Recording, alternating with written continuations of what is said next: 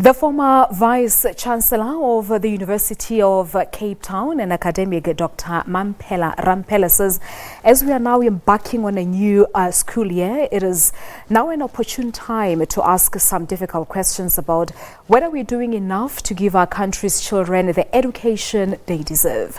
Dr. Ramphele says it's been clear for decades that our education sector is in crisis, with all too many children struggling to complete schooling that prepares them for the modern world. Yet we must ask whether the solutions proposed for this particular challenge addresses what really ails our school system. To talk to us more about this issue and the entire state of our education system in the country, Dr. Mamphela Ramphele joins me now live from Cape Town on the line. Dr. Ramphele, good afternoon to you and thank you so much for taking the time to speak to us on the SABC News. Good afternoon to you and to your listeners. Now, I think it's proper to perhaps begin by asking for your overall impressions of the country's education system.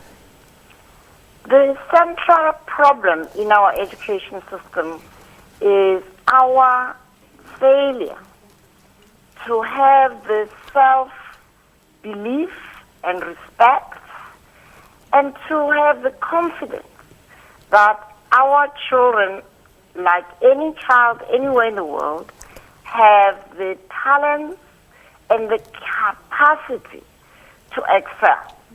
So we have pitched our education system over the last 25 years on a very, very low level.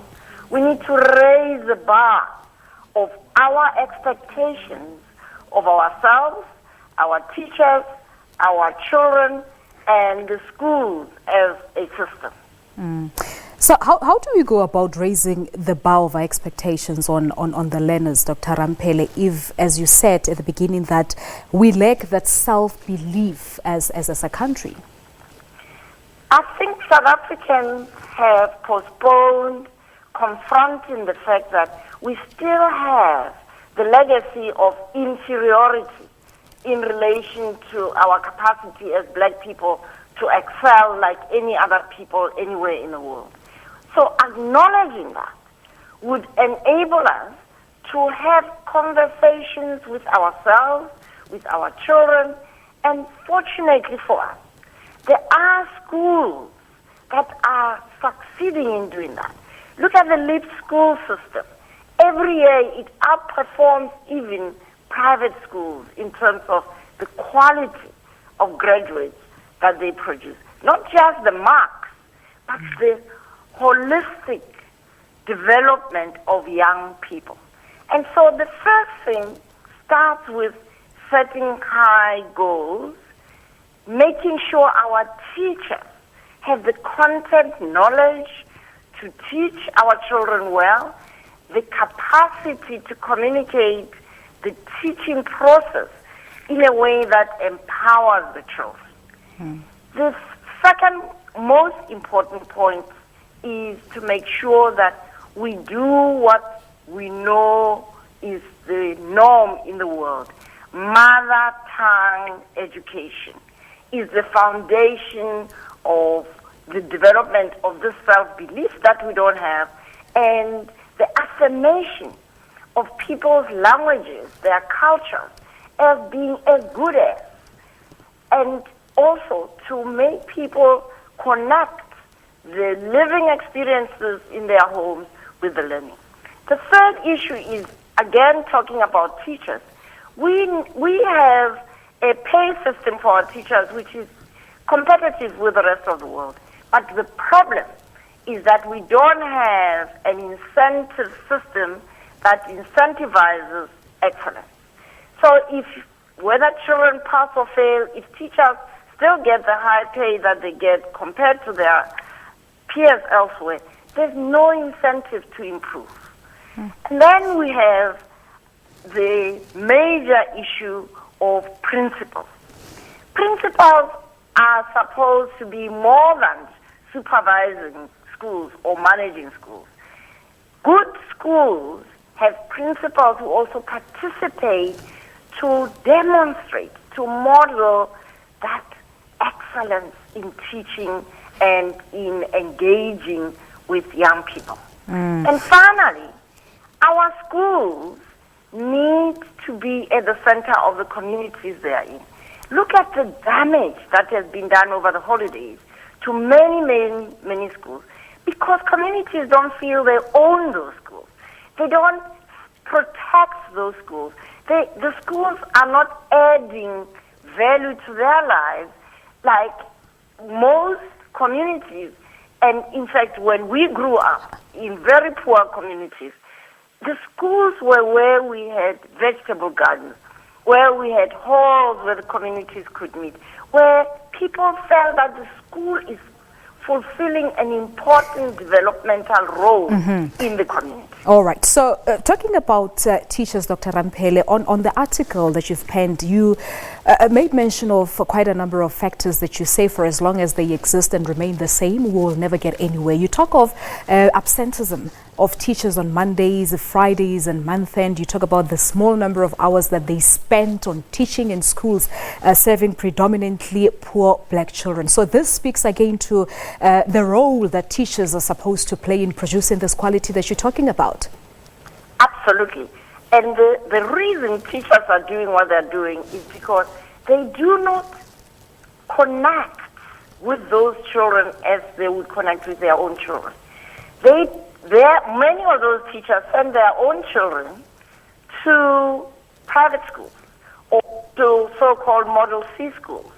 And so the empathy that is there in adults who are very connected with their own well-being, who understand the notion of Ubuntu, that if we want to succeed as a people, every child must succeed.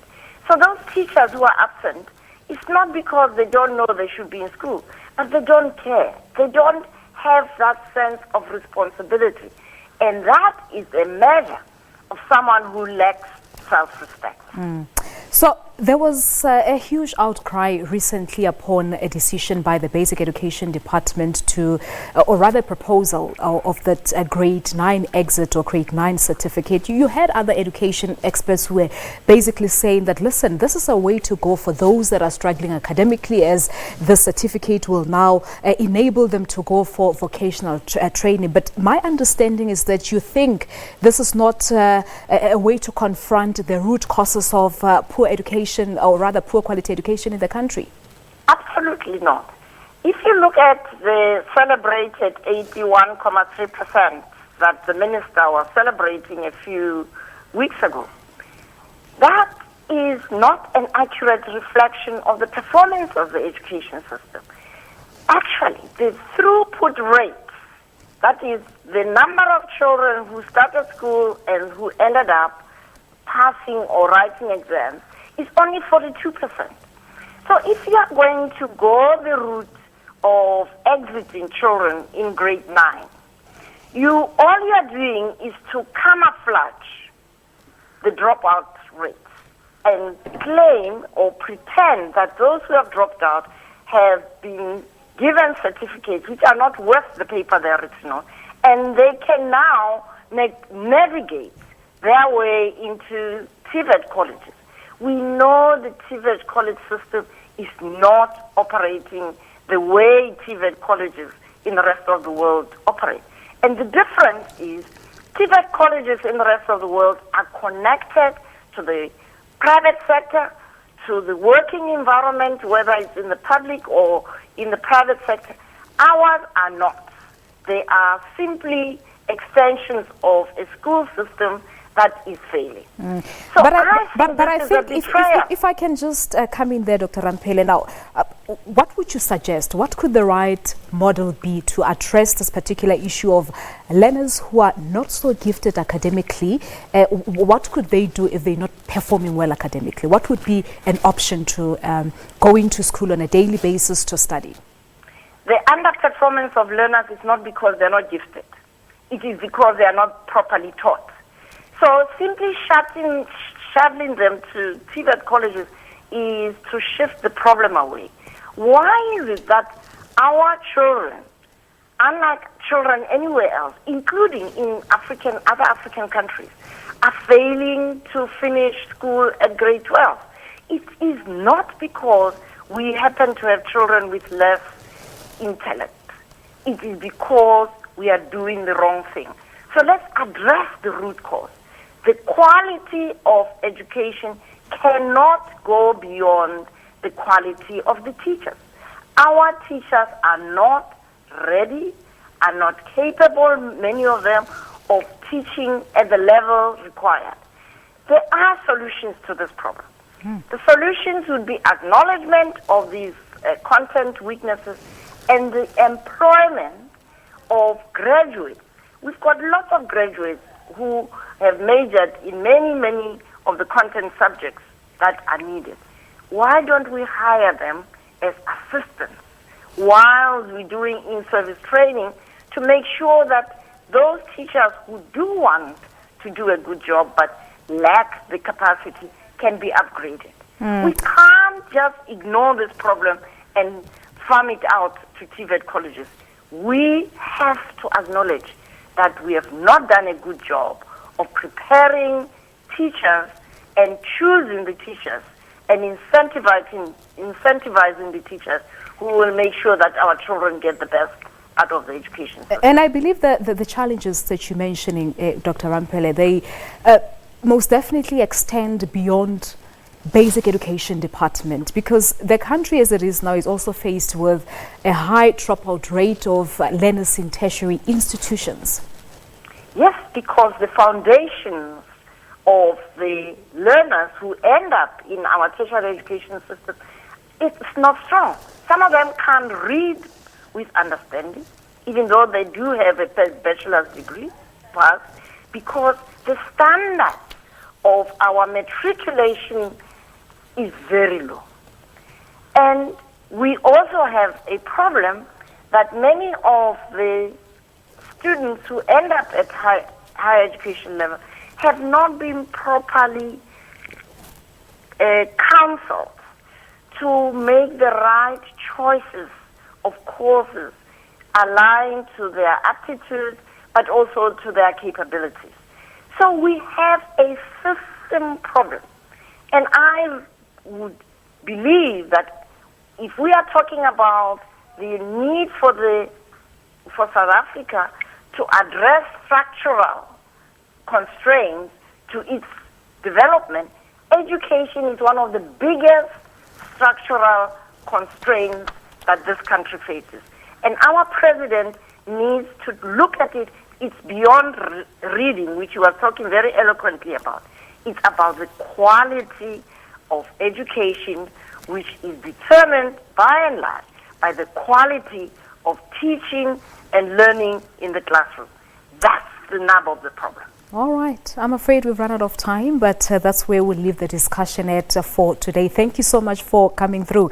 Dr. Mamphela Ramphele is an academic who's written an article looking into the challenges facing the education sector, basically saying that now that it's the beginning of the academic year, we should be asking some difficult questions about whether we're doing enough to give our country's children the education they deserve, saying the education sector is in crisis with the quality of teachers that it has now.